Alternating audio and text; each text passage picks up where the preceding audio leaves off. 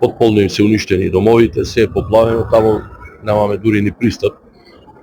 Вчера през целиот ден противпожарните единици, јавното комунално предпријатие, па и општествено одговорни фирми, некои помагаа со машинерија да се исчисти дел од коритото на река, меѓутоа за жал големо количество на вода е така да постои огромен ризик и од оштетување на машините, па и предизвикува поголема несреќа.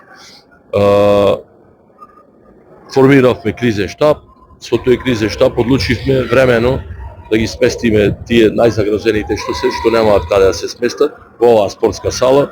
За среќа колку толку има грејање, во соработка со Црвен крст обезбедивме креветчиња, обезбедивме ќебиња, нешто храна. Дел ќе донира самата општина Кичево, дел ќе видиме со кого имаме соработка како општина и локална самоуправа од рестораните што може да споделат за да имаат топол оброк. Донесовме одлука да се врши редовно дезинфекција и дезинсекција, бидејќи постои огромна, за жал, можност од зараза. Многу лошо.